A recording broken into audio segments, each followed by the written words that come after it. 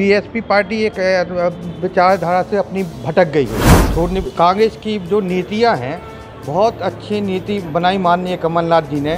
संविधान को बचाना है तो कांग्रेस को ले आना ही बहुत ज़रूरी है। लगता है नेता लोग, हम तो नेता हैं, नेता तो लड़ने के लिए होते ही है। पार्टी को 50,000 वोटों से अपन हरा के वहाँ से निकले। राजनगर विधानसभा को बीडी शर्मा ने अब खरीद लिया है।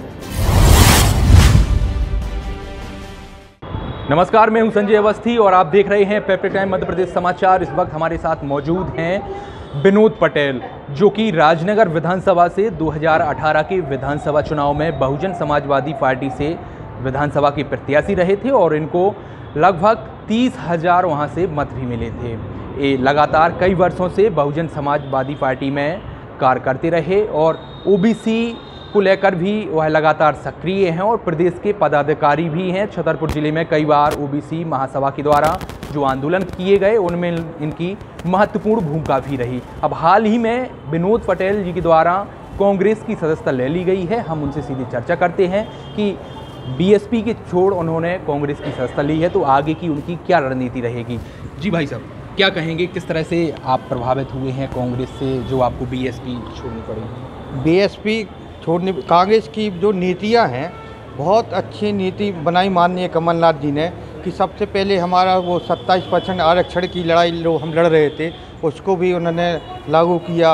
1,500 रुपया लाडली बहनों के लिए भी बोल दिया।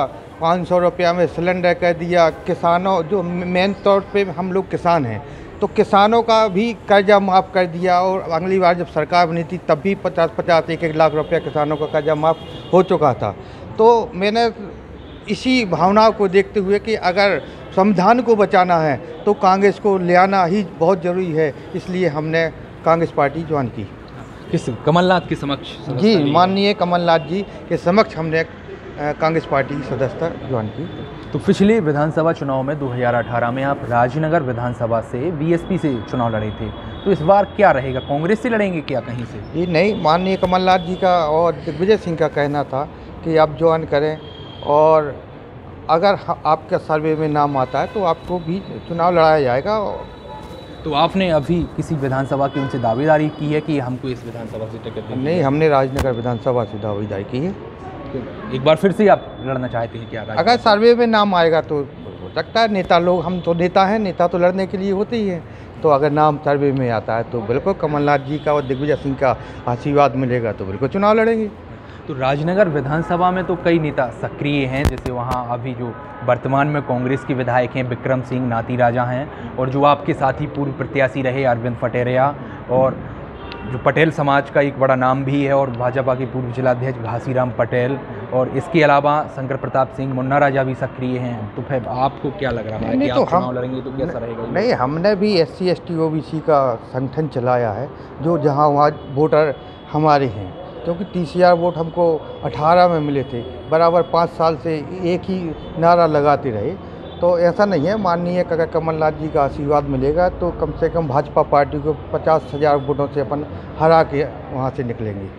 लोग ऐसा भी कहने लगते हैं भाई साहब कि आप विधानसभा चुनाव के बाद विधानसभा में कम सक्रिय रहे, यदि ज़्यादा सक्रिय रहते तो और अच्छा माहौल रहता, इसको लेकर? नहीं, ये गलत बात है।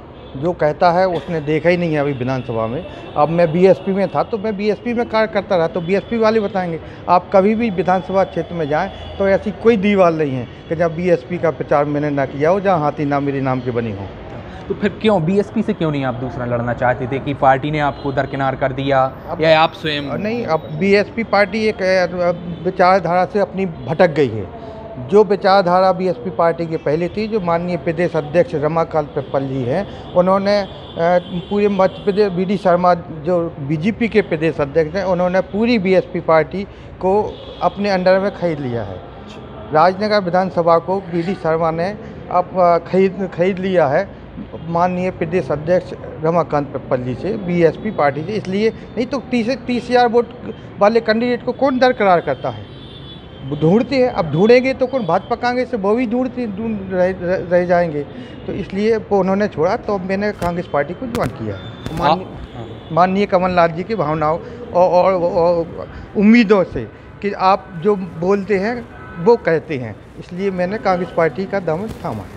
आप ओबीसी महासभा के प्रदेश सचिव हैं, तो आगामी दिनों में जो विधानसभा चुनाव है उसकी ओबीसी महासभा की क्या भूमिका रहेगी कांग्रेस के सपोर्ट में? देखो, ओबीसी की विचारधारा और माननीय कमलनाथ जी की और कांग्रेस पार्टी की विचारधारा लगभग एक है, क्योंकि जो आरक्षण की लड़ाई हम लड़ रहे थे, जातिगत जनगणना की लड़ाई हम लड़ रहे थे, वो उन्होंने अपने एजेंडे में लिख लिया है और कहा है कि जिस दिन हमारी सरकार बनेगी जातिगत जनगणना कराएंगे और 27% आरक्षण ये तो देंगे ही देंगे। बाकी राजनीतिक दलों में जो राजनीतिक दल है, जैसे जिला पंचायत है, विधानसभा है, तो अपनी पार्टी की तरफ से 27% आरक्षण नहीं 52% आरक्षण हम देंगे। माननीय कमलनाथ जी ने भोपाल में भले मंच से बोला था, उसी दिन मैंने फिर ज्वाइनिंग की थी।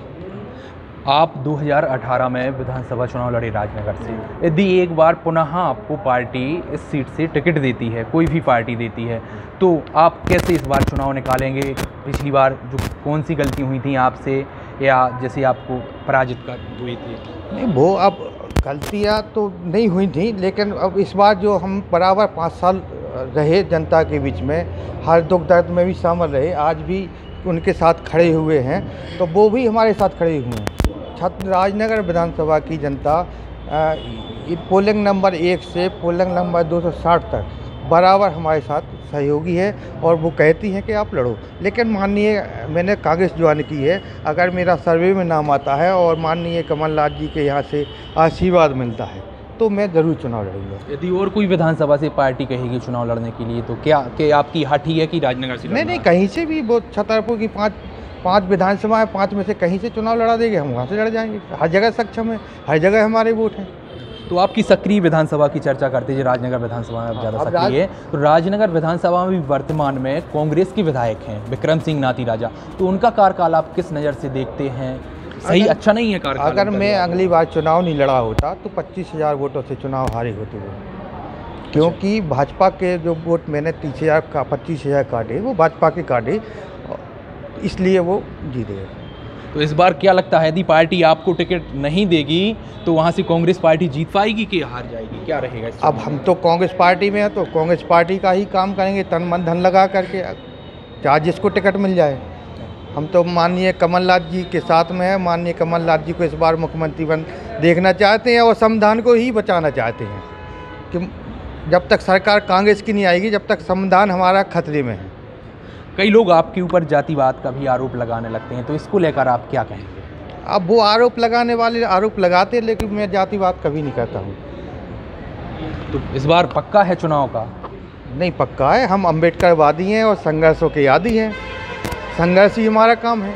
कांग्रेस में आकर तो कैसा अच्छा लगा? आप कई वर्षों से बीएसपी के कार्यकर्ता रहे, तो बुरा लगा पार्टी छोड़ने में, या पार्टी ने दरकिनार किया? नहीं, एक दो माह तो पार्टी छोड़ने में बुरा लगा था, बाकी हम पुराने खानदानी कांग्रेसी हैं, वो तो बीच में भटक गए थे, तो हमारा पर्व मतलब हमारे बब्बा कांग्रेसी, पिताजी कांग्रेसी, मतलब पूरा खानदानी ही हम लोग सब कांग्रेसी थे, वो आज भी हैं बराबर। 40 साल से अपनी ग्राम पंचायत बनेगा में सरपंच भी हैं। तो हमारे साथ थे जो कांग्रेस में अभी हाल ही में कांग्रेस की सदस्यता ली है विनोद पटेल ने, और राजनगर विधानसभा में भी वो एक सक्रिय हैं, और उनके द्वारा कांग्रेस से विधानसभा चुनाव को लेकर भी दावेदारी की जा रही है। उन्होंने हाल ही में बीएसपी पार्टी छोड़कर कांग्रेस की सदस्यता कमलनाथ के समक्ष ली है। पेपर टाइम के लिए संजय अवस्थी, छतरपुर।